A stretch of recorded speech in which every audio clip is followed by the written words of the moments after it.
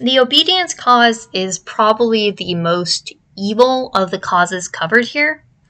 Your character does not have to be unholy to take the obedience cause, but generally it is not the best suited for good campaigns. The edicts of the obedience cause are first and foremost to enforce proper hierarchies. How you define proper hierarchies is somewhat character dependent.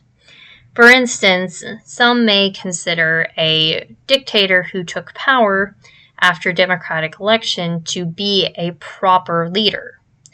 On the other hand, he could be illegitimate, leading to the edict of toppling illegitimate hierarchies.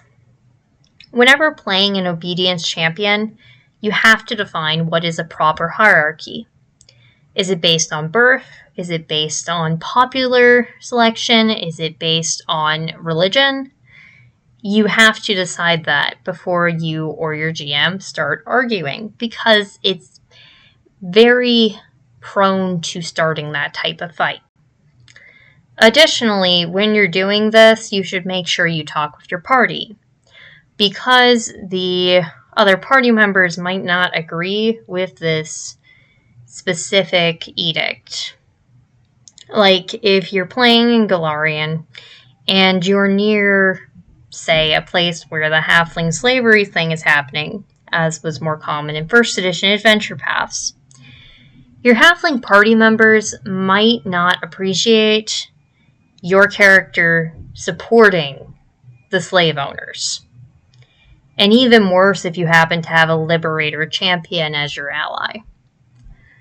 So you should think carefully whether or not this is an appropriate character for campaigns. The third edict is to lead when your character is best suited for leadership. This is another somewhat nebulous edict, but the best way to think of it is if you're the best person to lead, then you should lead. And the anathema kind of enforces that. The anathema is to allow someone who is lesser than you, again, something that can be defined a little bit differently depending on situation, to wield power over you or to lead you. So basically, if you think someone's less than you, you won't follow them. So one example of how this could work out is you could be playing a obedience champion who believes a proper hierarchy is based upon birth. So nobility are above everyone else, and he is a minor nobleman.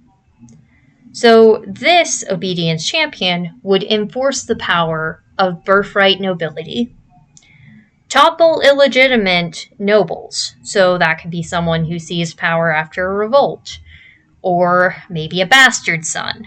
It just depends. While at the same time, obeying those higher up. Like if he's a minor nobleman, he would probably obey the duke or the king or the emperor. But at the same time, he wouldn't allow those he considers less than him to wield power over him. So, for example, if he is told to do something by a mayor of common birth, he may refuse to do it, quite simply because he considers the mayor less than him by birth. As such, one final reminder, talk with your GM before picking this. And your party. Please talk to the party too. The champion's reaction granted by the obedience cause is called Iron Command. The trigger is that an enemy within the aura damages you. This selfish trigger again indicates that this is closer to the unholy causes than the holy ones. The effect is that enemy who hits you is commanded to kneel. If they do, they fall prone as a free action. And if they refuse, they take 1d6 mental damage. Either way, your strikes will then deal an extra +1 spirit damage versus them until the end of your next turn. So basically, you order them to kneel. If they don't, they get smacked by divine energy, and then you deal a bit of extra damage to them until the end of your next turn. The obedient cause has access to the feat, iron repercussions, which can choose to make the damage caused by Iron Command persistent. However, you must make this decision before knowing whether or not the enemy will obey your command.